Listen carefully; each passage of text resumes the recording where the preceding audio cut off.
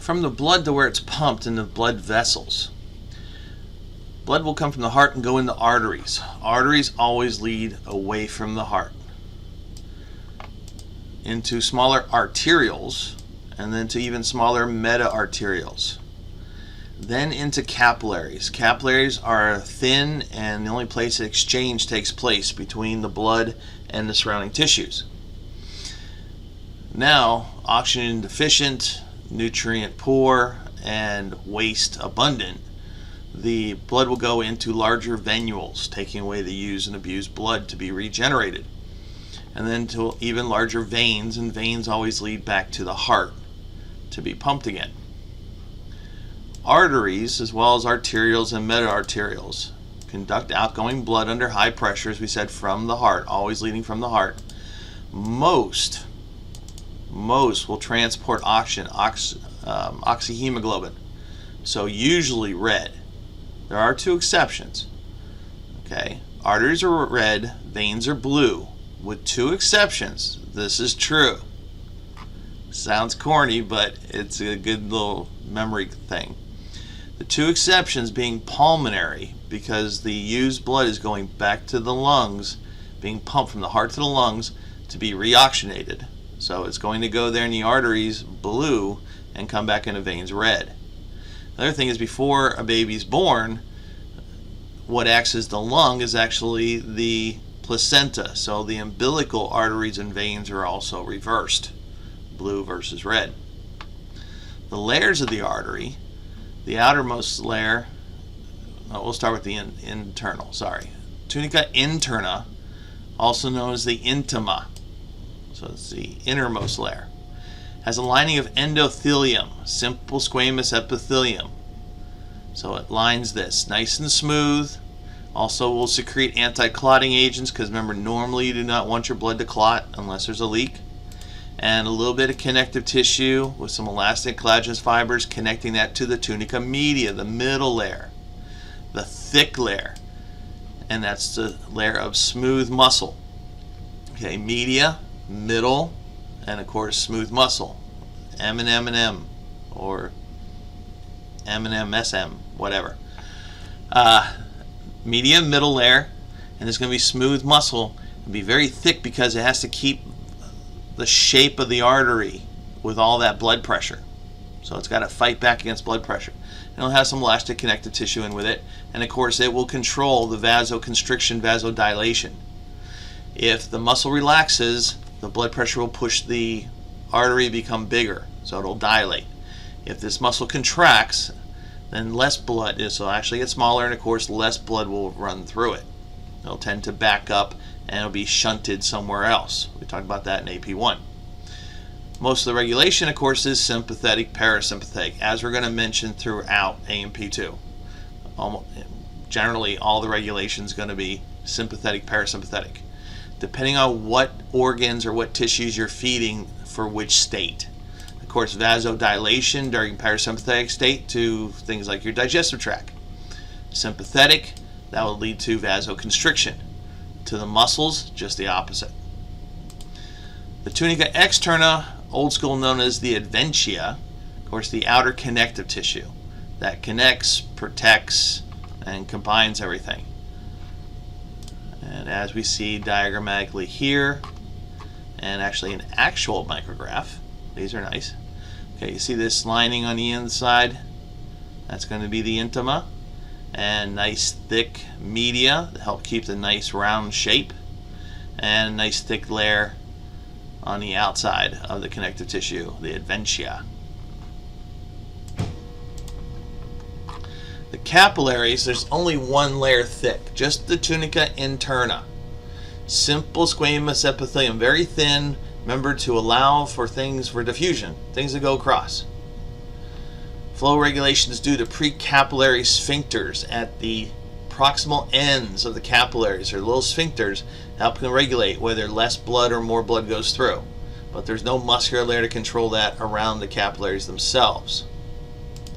Arrangement like a net, going through tissues, of course, delivering oxygen, nutrients, taking away carbon dioxide and other waste.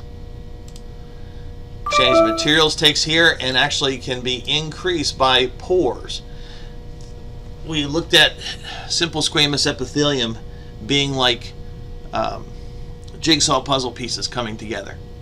Now, these are not perfect little pieces. There are little bits like an old jigsaw puzzle where they don't fit together very well anymore, and there'll be little gaps in between the little pieces. Now, these are pores, and these allow for a direct exchange, so it doesn't have to go through the outside selectively permeable membrane, the inside selectively permeable membrane, then into the tissues.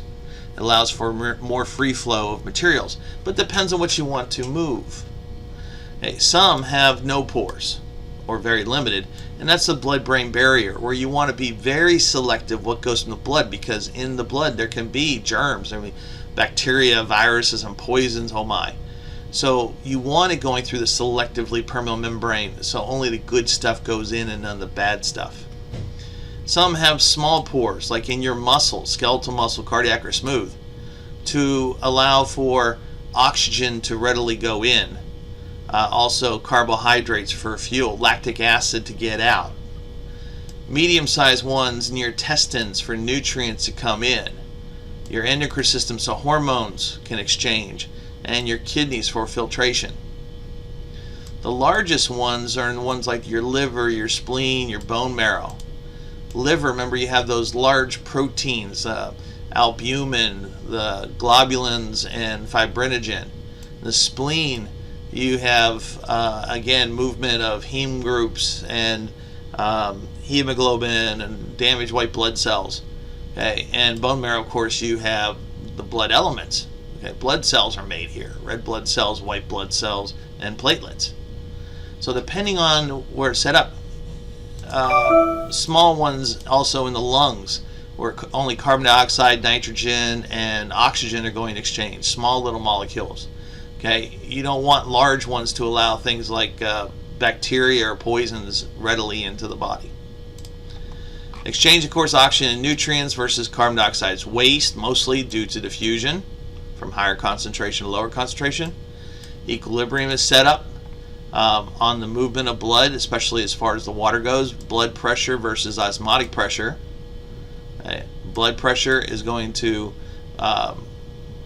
or basically hydrostatic pressure, will move blood from the capillaries, where there's high pressure, into the tissues where there's low pressure, kind of like a garden hose, like a sprinkler hose.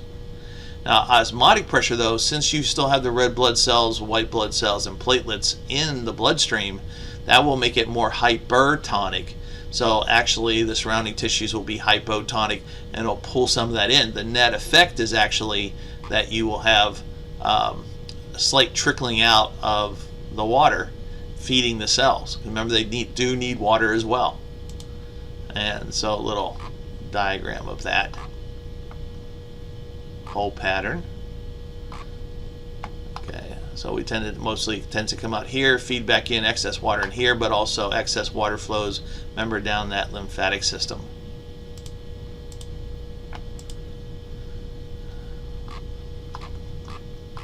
Veins and venules, of course, transport deoxygenated blood, so usually blue blood, back to the heart, again with those two exceptions. Has a blood reservoir. These are usually deflated. Now, these have the tunica interna on the inside, very smooth, and in a lot of places they have valves, because this is going to be, of course, under low pressure. Very thin medial layer, because blood pressure is not going to be very high here, and so therefore low blood pressure, low muscularity, these veins will tend to be collapsed, as you see in this picture. And also you have on the outside, the tunica externa is very, very thick. A lot of connective tissue. Okay, this one here we have the vein, and nice thin endothelium on the inside, the tunica interna. A little bit of muscularity, but a lot of connective tissue on the outside, and the vein, notice, is collapsed.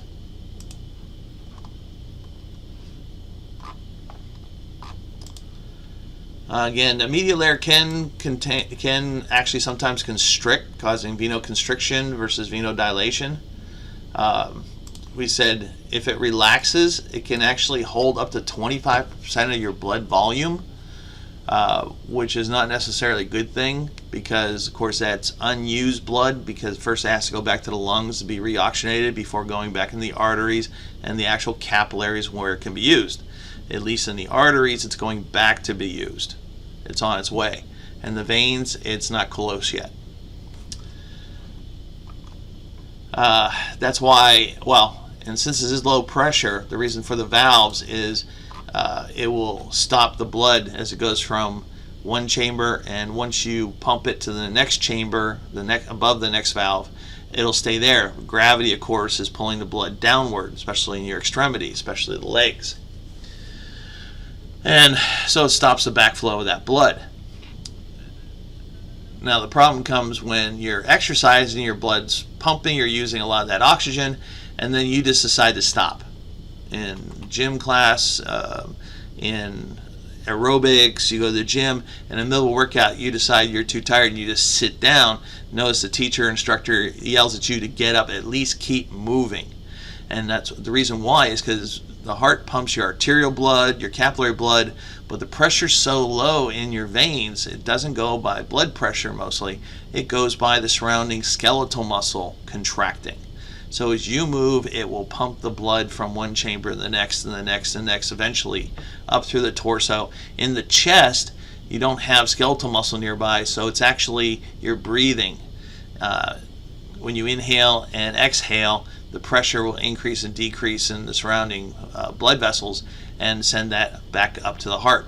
Theoretically, when it gets to the heart, it actually just spills over because it has zero pressure in it from the inferior vena cava.